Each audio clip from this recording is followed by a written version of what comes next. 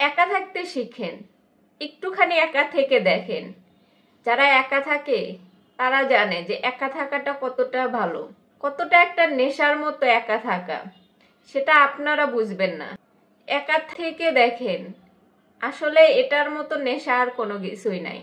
যখন একা থাকায় শিখে যাবেন তখন আপনার আর মনে হবে না যে আমি লাইফে কারো উপর ডিপেন্ড করি। আপনি যখন একা বাঁচতে শিখে যাবেন, একা থাকতে শিখে যাবেন, তখন আর আপনার আশেপাশে যে যাই করুক না কেন আপনার ওটাতে কোনো কিচ্ছু আসে যাবে না। আপনার কাছে তখন নিজেকে ইম্পর্টেন্ট মনে হবে এবং নিজেকে নিয়ে বাঁচবেন। আপনি যাই করেন না কেন ফ্যামিলিকে সময় দেন, পাশাপাশি নিজে একটা জায়গা রাখুন যে জায়গাতে নিজে নিজের মতো বাঁচতে পারবেন, সেখানে কেউ থাকবে না। তাহলে দেখবেন যে আপনার জীবনটার মানে খুঁজে পাবেন। অবৈধ জিনিস অবৈধ, পাপ তো পাপই হয়। পরকীয়া জিনিসটা এতটা খারাপ যে নিজের সংসার নষ্ট করবে, পারিবারিক কলহ হবে, সব দিক থেকে আপনার শান্তি চলে যাবে। যেমন বাইরের খাবার খেলে আমাদের কিছু সময়ের জন্য ভালো লাগে, কিন্তু এটা কিন্তু পেটের ভিতর গিয়ে আমাদের অসুখ সৃষ্টি করে। ঠিক তেমনি পরকীয়া করলে আপনি কিছু সময়ের জন্য আপনি শান্তি অনুভব করবেন, কিন্তু পরবর্তীতে এটা কিন্তু আপনার শরীরের জন্য মারাত্মক একটা রোগ নিয়ে আসবে। তো পরকীয়া থেকে সাবধানে থাকবেন। যারাই এই সমস্ত কাজ করেন না কেন অবশ্যই পরকীয়া থেকে সাবধানে থাকবেন। কারণ মানুষের মানসিকতা এখন এরকম যে বাইরের যা জিনিস দেখে সেই জিনিসটার প্রতি আগ্রহ বেশি থাকে। ঘরের ভিতরে এসে যখন দেখে তার বিপরীত, তখন তার মানে ওই আগ্রহটা আর বাইরের দিকেই থাকে, ঘরে আর মন বসে না। তো এই জিনিসগুলো সবারই খেয়াল করা উচিত। আপনার হাজবেন্ড, আপনার ওয়াইফ, তাকে সবসময় ভালোভাবে ট্রিট করুন, নিজেকে সবসময় ফিটফাট উপস্থাপন করুন। তখন দেখবেন যে তারা বাইরের দিকে অতটা মনোযোগী হবে না। কিছু কিছু ক্ষেত্রে আলাদা, যে যারা মানে খারাপ থাকে তারা এমনিতেও খারাপ থাকে, তারা আজীবনই খারাপ থেকে যায়। তাদের সামনে যতই সুন্দরী নারী থাকুক বা যতই সুন্দরী পুরুষ থাকুক, তারা অন্যের পাতে মুখ দেওয়ার মতো কাজ তারা করবেই। এক্ষেত্রে আলাদা বিষয়। কিন্তু অনেক ক্ষেত্রে দেখা যায় ভালো মানুষই এসব কাজ করে বেড়ায়। তো যারা খারাপ তো তারা খারাপই, তাদেরকে সেজে গুজে দেখাইলেও স্মার্ট যতই হয়ে থাকেন তাদের কাছে কাজ হবে না। সৃষ্টির সেরা জীব মানুষ, সেজন্য মানুষের কাছে প্রত্যেকটা প্রশ্নের উত্তর থাকে। প্রত্যেকটা বন্ধ দরজারই পাশে আরো হাজারটা দরজা থাকে, যেটা মানুষ হয়তো কেউ বুঝতে পারে, কেউ বুঝতে পারে না। তাই আপনার সামনে কোন দরজাটা আছে, আপনি কোন দরজাটা খুলবেন, সেটা একান্ত আপনার ব্যাপার।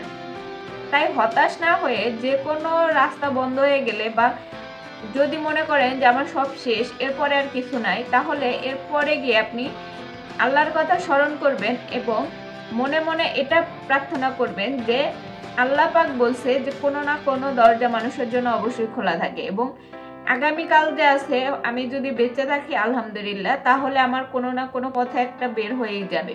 সেই পথটা ধরে আমি যেন এগোতে পারি, এই দোয়া পড়ে যখন ঘুমাবেন সকালবেলা দেখবেন যে আপনার সব দরজা খুলে গেছে। তাই জীবনের প্রতি হতাশ না হয়ে সম্ভাবনার দরজা খোলার জন্য সদা প্রস্তুত থাকবেন। আপনার সম্মানটা আপনাকে আগে বজায় রাখতে হবে। নিজেকে যখন কিং বা কুইন মনে করবেন, তখন দেখবেন যে আশেপাশের মানুষ আপনাকে সেইভাবেই মূল্যায়ন করতেছে। আর আপনি যখন নিজেকেই নিজে কিছু না ভাববেন, নিজেকেই ছোট করে দেখবেন যে আমি তো কিছু পারি না, আমি তো জিরো, আমার দ্বারা তো কিছু হয় না, তাহলে আপনি সেরকমই থেকে যাবেন। তাই নিজেকে ভালোবাসুন, নিজেকে বড় করে দেখার চেষ্টা করুন। এমনটা না যে আপনাকে সবকিছুই করে ফেলতে হবে, অন্যজন কি করতেছে সেটাও করে আপনার করতে হবে, এরকম না। আপনার ভিতরে কি আছে, আপনার ভিতরে ট্যালেন্ট কি আছে, সেটাকে চিনুন আগে এবং সেটা অনুযায়ী কাজ করুন। আপনি যে কাজের মধ্যেই থাকেন না কেন, সেটার পাশাপাশি নিজের মধ্যে যে একটা সত্তা আছে সেটাকে ফুটিয়ে তোলার চেষ্টা করুন। আর একটা জিনিস মনে রাখবেন যে আপনি আপনাকে যদি প্রাধান্য না দিতে পারেন, আপনি আপনাকে যদি ভালোভাবে না চিনতে পারেন, ভালোভাবে মূল্যায়ন না করতে পারেন, অন্য কেউই আপনাকে ভাবে মূল্যায়ন করবে না। আপনি যখন চিন্তা করেন যে নেগেটিভ চিন্তা বেশি করেন, যে আমার দ্বারা এটা হয় না, আমি এটা করতে পারি না, বা অহেতুক চিন্তা, অনেক সময় দেখা যায় যে আমরা কোনো কিছু না এমনিতে অহেতুক চিন্তা করি। কিন্তু এই অহেতুক চিন্তাগুলা যদি আমরা মনে করি যে এগুলো আসবেই, চিন্তা সবসময় মাথার, মানুষ বলতেই চিন্তা, মানুষ বলতেই টেনশন থাকবে। এখন টেনশন আছে বলে আমি বলে বেড়াই না আমি তো টেনশনে মরে যাইতেছি, আমার এত টেনশন কেন, আমি এত টেনশনে পড়ি কেন, সবাই কি সুন্দর দিব্যি ঘুরে বেড়াইতেছে, আমি এত টেনশনে থাকি। এই যে মেন্টালিটি, এইটা আপনাকে শেষ করে দিবে। কারণ মানুষ বলতেই টেনশন থাকে, মানুষ বলতেই চিন্তা ভাবনা থাকে। কোনো একটা মানুষ নাই আপনি যাকে সবসময় হাসি খুশি দেখেন, সেও কোনো না কোনো চিন্তা করে।